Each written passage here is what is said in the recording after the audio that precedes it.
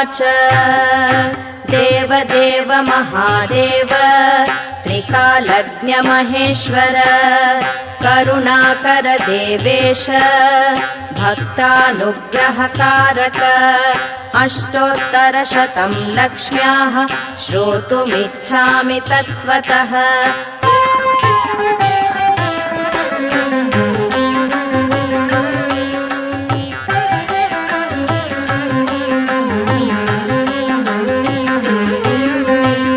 ईश्वर उवाच देवि साधु महाभागे महाभाग्यप्रदायकम् सर्वैश्वर्यकरं पुण्यं सर्वपापप्रणाशनम् सर्वदारिद्र्यशमनम् श्रवणात् भुक्तिमुक्तिदम् राज्यवश्यकरं दिव्यं गुह्यात् गुह्यतमं परम् दुर्लभं सर्वदेवानां चतुष्षष्टिकलास्पदम् पद्मादीनां वरान्तानां विधीनां नित्यदायकम् समस्तदेव संसेव्यम् अणिमाध्यष्टसिद्धिदम् किमत्र बहुनोक्तेन देवी प्रत्यक्षदायकम् तव प्रीत्याद्य वक्ष्यामि समाहितमनः शृणु। अष्टोत्तरशतस्यास्य महालक्ष्मीस्तु देवता क्लीं बीजं पदमित्युक्तं शक्तिस्तु भुवनेश्वरी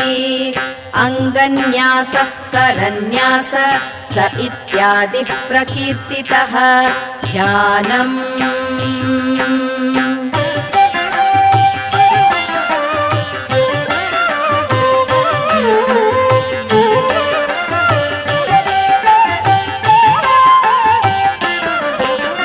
वन्दे पद्मकरां प्रसन्नवदनां सौभाग्यदां भाग्यदां हस्ताभ्यामभयप्रदां मणिगणैर्नानाविधैर्भूषितां भक्ताभीष्टफलप्रदां हरिहर ब्रह्मादिभिर्सेवितां पार्श्वे पङ्कजशङ्खपद्मनिधिभिर्युक्तां सदा शक्तिभिः सरसिजनयने सरोजहस्ते धवलतरां शुकगन्धमाल्यशोभे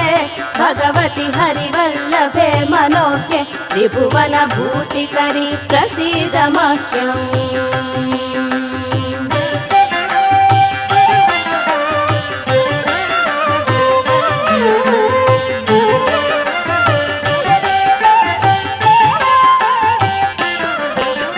प्रकृतिं विकृतिं विद्यां सर्वभूतहितप्रदां श्रद्धां विभूतिं सुरभिं नमामि परमात्मिकां वाचं पद्मालयां पद्मां शुचिं स्वाहां स्वधां सुधां धन्यां हिरण्मयीं लक्ष्मीं नित्यपुष्टां विभावरीम् अदितिं च दितिं दीप्तां वसुधां वसुधारिणीं नमामि कमलां कान्तां कामाक्षीं क्रोधसम्भवाम् अनुग्रहपदां बुद्धिम् अनघां हरिवल्लभाम् अशोकाम् अमृतां दीप्तां लोकशोकविनाशिनीं नमामि धर्मनिलयां करुणां लोकमातरम् पद्मप्रियां पद्महस्तां पद्माक्षीं पद्मसुन्दरीं पद्मोद्भवां पद्ममुखीं पद्मनाभप्रियां रमां पद्ममालाधरां देवीं पद्मिनीं पद्मगन्धिनीं पुण्यगन्धां सुप्रसन्नां प्रसादाभिमुखीं प्रभां नमामि चन्द्रवदनां चन्द्रां चन्द्रसहोदरीं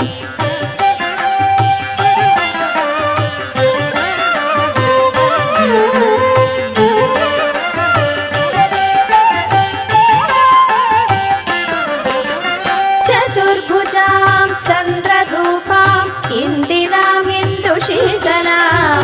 आह्लादजननीं पुष्टिं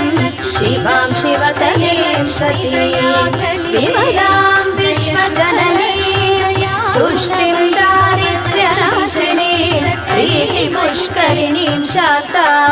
शुक्लम्